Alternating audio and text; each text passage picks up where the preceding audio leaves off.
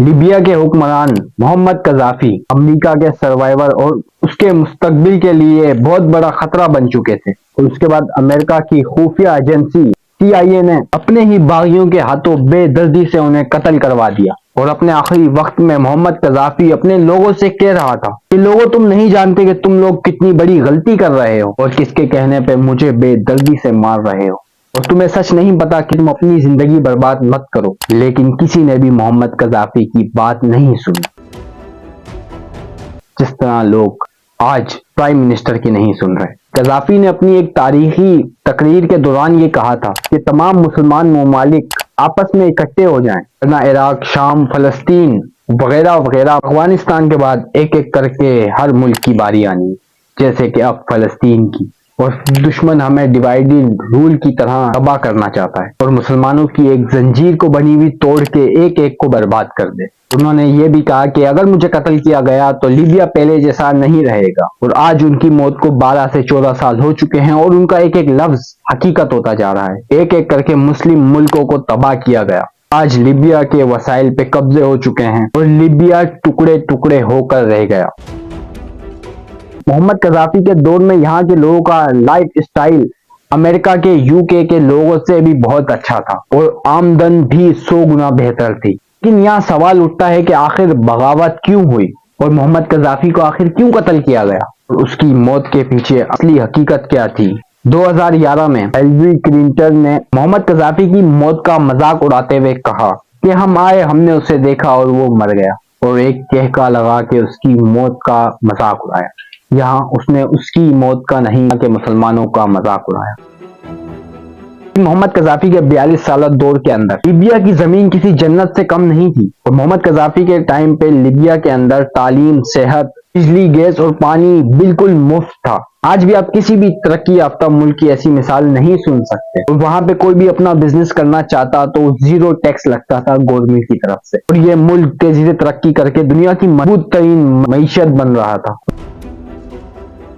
اور لیبیا میں اگر کوئی کھیتی باڑی کرنا چاہتا تو اسے زمین، کھاد اور گھر سب مفت ملتی۔ لیبیا میں کوئی بھی شخص بے گھر نہیں تھا، لیبیا میں ایک اپنا ذاتی گھر ہونا ایک ضرورت مانا جاتا تھا۔ اور قذافی کے دور میں ایک نوجوان کو جاب نہ ملنے کے طور پر گورنمنٹ اسے 1 مہینے کی معقولی تنخواہ دیتی تھی، اور لیبیا کے کسی بھی شخص نے اگر گاڑی خریدنی ہے تو اس کی آدھی پیمنٹ گورنمنٹ کی طرف سے ہوتی تھی، اور بینک لون انٹرسٹ 0% تھا۔ پیٹرول کی بات کی جائے تو وہاں کہا جاتا تھا کہ پانی مہنگا ہے اور پیٹرول سستا، اتنا سستا پیٹرول تھا لیبیا میں۔ میگا نیشنل الیکٹرک ریٹ حکومت نے بنایا جو کہ پورے لیبیا کو مفت میں بجلی فراہم کر رہا تھا۔ اتنا بڑا تھا کہ UK، برطانیہ اور فرانس کے اس کے سائز اور پاور کا مقابلہ نہیں کر سکتے۔ لیبیا وہ واحد ملک تھا جس پہ 1 روپے کا بھی باہر کی ملکوں سے کوئی قرضہ نہیں تھا، کہ اپنے $150 بلین کے ریزروز تھے۔ لیبیا کی زمین کے نیچے دنیا کا سب سے بڑا فریش پانی کا ذخیرہ موجود تھا، جس کا کچھ حصہ مصر، سوڈان، لیبیا میں واقع ہے۔ لیبیا میں یہیں کے لوگ یہاں سے فریش پانی لے اور پی رہے تھے، جس کی وجہ سے قذافی نے اپنے لوگوں کے لیے بنایا تھا، جو کہ اگلے 1000 سال تک اسی طرح سے ختم نہیں ہوگا۔ اس کی وجہ سے اور ان باغیوں نے محمد قذافی کو بے دردی سے قتل کروا کے آخر تک پہنچایا۔ یہاں سوال یہ ہے کہ ایسے حالات کیوں نیٹو نے پیدا کیے، اور قذافی کے اپنے ہی لوگ اسے بے دردی سے قتل کرنے کے لیے کیوں بغاوت میں اتر آئے اور انہوں نے اسے قتل کر دیا۔ اور کچھ باتوں کے بعد ہمیں پتا چلا کہ جس وجہ سے انہیں قتل کروایا وہ تھے محمد قذافی کے آئیڈیاز۔ امریکہ اکانومی کو پیچھے چھوڑ کر لیبیا کی اکانومی کو نمبر 1 بنا رہے تھے۔ محمد قذافی کے قتل کی دوسری وجہ تمام مسلم لیڈرز کو ایک پلیٹ فارم میں کھڑا کر کے ایک بلاک بنانا تھا، چین۔ اور اس کی تیسری اور اہم وجہ تھی آئل یعنی پیٹرول۔ اور ہیلری کلنٹن کی کچھ ای میلز لیک ہوئی جس میں صاف واضح تھا کہ فرانس اور امریکہ نے لیبیا کو تباہ کرنے کے لیے جان بوجھ کر پلانز بنائے۔ جب ای میل لیک ہوئی تو اس میں یہ سارا کچھ واقع تھا۔ اس میں UAE اور قطر بھی شامل تھے محمد قذافی کو قتل کروانے میں۔ اس کے ساتھ محمد قذافی نے ایک بہت بڑا فیصلہ بھی کر لیا۔ پوری دنیا میں جو بھی آئلز کی خرید و فروخت ہوتی ہے وہ ساری ڈالر میں ہوتی ہے، جس کی وجہ سے امریکی معیشت کچھ نہ کر کے بھی آٹومیٹکلی پوری دنیا پہ راج کر رہی ہے۔ قذافی یہ چاہتے تھے کہ تمام کی تمام خرید و فروخت US ڈالر کے بجائے یورو، رشین کرنسی یا روپے میں کی جائے۔ اس کے علاوہ امریکہ نے چائنا میں اربوں ڈالرز کی آئل کی ٹریڈ کا ایک کانٹریکٹ کیا تھا جو کہ اس ممالک کی اپنی کرنسی میں ہونا تھا. یہ جاتا کہ وہ دنیا کی سب سے بڑی آئل کی ڈیل تھی جو کہ لیبیا، چائنا، روس اور انڈیا کے ساتھ کر رہا تھا. اور لیبیا کے اس فیصلے سے امریکہ ڈالر کی ڈیمانڈ بہت کم ہو رہی. IMF اور ورلڈ بینک کا، جس کی وجہ سے امریکہ پوری دنیا میں راج نہیں کر سکتا. یہ غریب ممالک تمام قرضوں سے ختم ہو جاتے. اس کی وجہ سے امریکہ کا لیبیا سے ہی کنٹرول نہیں، پوری دنیا سے کنٹرول ختم ہو جاتا. محمد قذافی ایک انقلابی لیڈر تھے جو کہ اپنے ملک اور اپنے لوگوں کے مفاد کے کسی بھی حد تک جا سکتے تھے.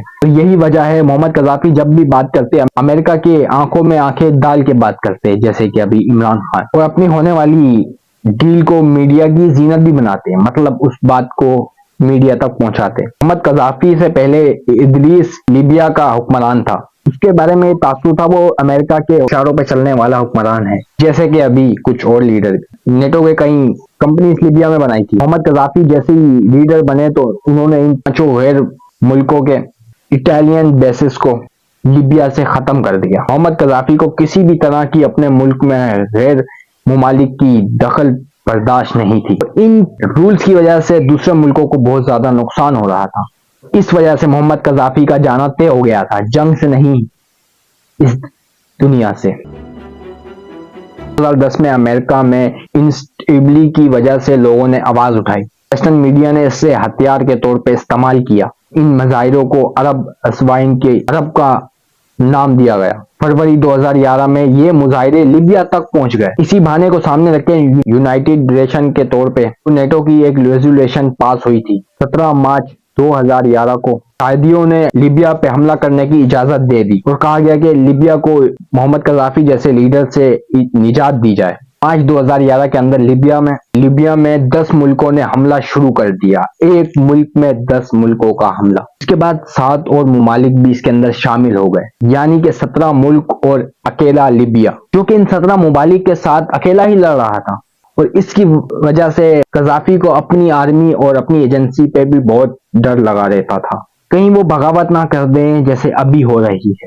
اور جس کی وجہ سے اس نے اپنی آرمی کو جگہ جگہ پہ پھیلا دیا، جس کا ناقابل تلافی نقصان، اور انہیں آخرکار اس کا نقصان اٹھانا پڑا. کسی بھی ملک کی آرمی جب کمزور ہو جاتی ہے تو اس ملک پہ حملہ کرنا بہت ایزیلی ہو جاتا ہے، اور اسی وجہ سے لیبیا برباد ہو گیا. 2011 میں ایک بڑی گاڑیوں کی قافلے میں محمد قذافی ایک شہر سے دوسرے شہر جا رہے تھے. نیٹو فورسز نے ان کے فون سے ان کی لوکیشن ٹریک کری، ڈرون کے ذریعے ان کی گاڑیوں پہ حملہ کیا، ایک گاڑی کو تباہ کیا گیا. قذافی اپنی جان بچانے کے لیے ایک پائپ کے اندر چھپ گئے اور باغیوں نے دیکھ کر اس پائپ سے باہر نکالا، اتنی بے دردی اور صفات سے قتل کر دیا، جو کہ ایک سوچا سمجھا ویل ڈسپلنڈ اور ایک آرگنائز امریکی حملہ تھا. 2 دن تک محمد قذافی کی لاش کو فریزر میں رکھا گیا، لوگوں کو اس کی لاش کو نشان عبرت بنانے کے لیے، اور لوگ دور دور سے آتے محمد قذافی کا آخری دیدار کرتے کہ دیکھیے امریکہ کے خلاف بولنے پر کیا ہوتا ہے. اور اس کے بعد ریگستان کے کچھ خفیہ کمروں میں اسے دور دراز دفنا دیا گیا. اور آج لیبیا 3 ٹکڑوں میں، اور اس نے کہا تھا جب میں جاؤں گا لیبیا کی شان و شوکت لے کے جاؤں گا. ان الفاظ کا کیا مطلب تھا؟ ہمیں اجازت دیجیے